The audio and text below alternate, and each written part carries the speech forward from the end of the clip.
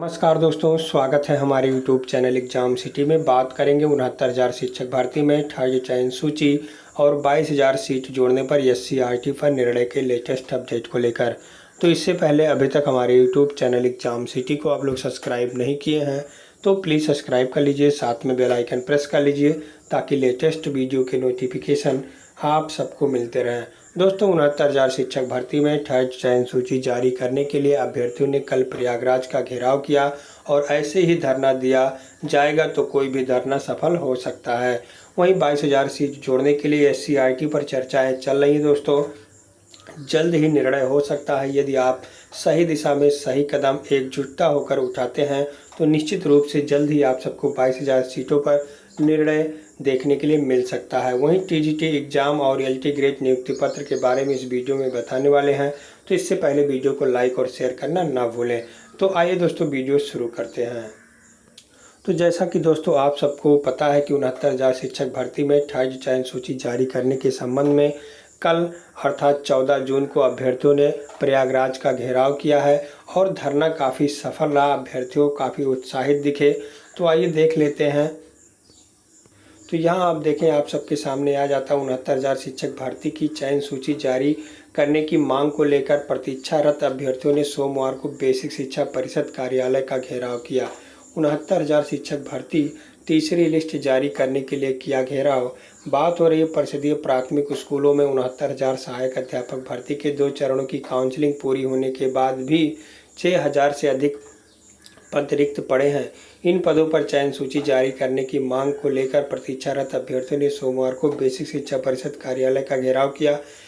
बाकी अभ्यर्थियों का नाम यहाँ दिया हुआ है। उसके बाद यहाँ देख सकते हैं कि अभ्यर्थियों ने बताया कि 23 मार्च को बेसिक शिक्षा मंत्री सतीश द्विवेदी ने रिक्त 1 माह में भरने का निर्देश दिया था। 2.5 महीने बीत चुके हैं, लेकिन विभाग ने न तो रिक्त पदों का आंकड़ा स्पष्ट किया और न ही चयन सूची जारी करने का काउंसलिंग शेड्यूल जारी करने में लापरवाही। मंत्री ने अधिकारियों को पिछले दिनों डांट भी लगाई है और तत्काल शेड्यूल जारी करने के लिए कहा है। तो फिलहाल अभ्यर्थियों ने धरना दिया है और एक ही पेपर में नहीं, कई पेपर में छाया हुआ है। इसको आइए दिखा देते हैं। यहाँ भी देखें तो भर्ती की तीसरी काउंसलिंग के लिए मुख्यालय का घेराव किया गया है। बेसिक शिक्षा परिषद के प्राथमिक स्कूलों में 69,000 सहायक अध्यापक भर्ती पूरी नहीं हो पा रही है। 2 चरणों में करीब 64,000 से अधिक पदों पर नियुक्तियां हो चुकी हैं, लेकिन बाकी रिक्त पदों की तीसरी काउंसलिंग तारीख तय नहीं हो रही है। इससे नाराज प्रतियोगियों ने सोमवार को बेसिक शिक्षा मुख्यालय प्रयागराज का घेराव किया है। प्रतियोगियों का कहना है कि अब कोरोना कर्फ्यू खत्म हो चुका है, इसलिए विभाग चयन कराए।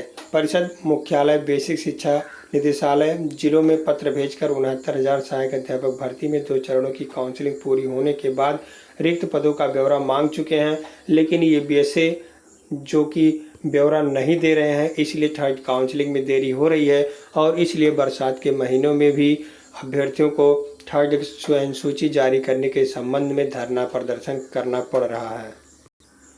यहाँ नीचे देखें तो रिक्त पदों की करीब संख्या 6,000 से अधिक है। उन पदों की चयन सूची जारी करने की मांग लंबे समय से की जा रही है। अफसर उनकी अनसुनी कर रहे हैं, इसलिए शिक्षा निदेशालय प्रयागराज पर स्थित बेसिक शिक्षा परिषद के कार्यालय पर धरना दिया गया है। अभ्यर्थियों की मांग है कि 23 मार्च को बेसिक शिक्षा मंत्री जो उस पेपर में लिखा हुआ था वहीं यहाँ भी लिखा हुआ है और 500 ऐसे अभ्यर्थी हैं जिनके द्वारा कहा गया है कि यदि चयन सूची जारी नहीं की जाती है तो वहां से हम नहीं हटेंगे, अर्थात डेली धरना प्रदर्शन जारी रहेगा। 500 अभ्यर्थियों का यही कहना है। तो धरना इसी प्रकार से देना चाहिए कि हर पेपर में आपकी खबर निकले और जल्द से जल्द आपके धरने में जो बात हो रही है उसका काम हो। तो थर्ड चयन सूची आशा करते हैं जल्द से जल्द आ जाएगी। वैसे अभ्यर्थियों की माने यानी अभ्यर्थियों के द्वारा सूचना मिला है कि 15 दिन के अंदर थर्ड चयन सूची जारी करने को कहा गया है। वहीं 22,000 सीट जोड़ने पर SCRT पर चर्चाएं चल रही हैं।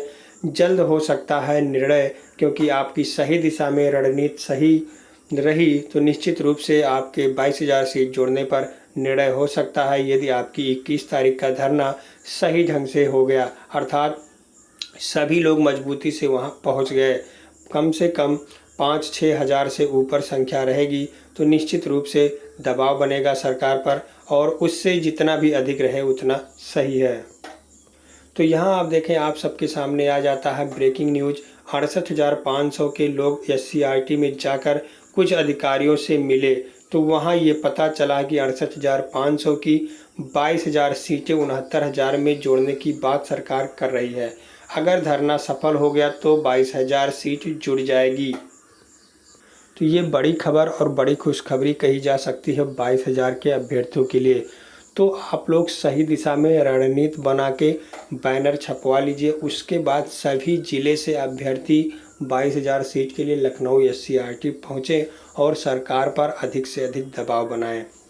यदि आप लोग संख्या बल दिखाते हैं तो निश्चित रूप से 22,000 सीट पर जल्द ही निर्णय हो जाएगा, क्योंकि SCRT पर 22,000 को लेकर चर्चाएं चल रही हैं।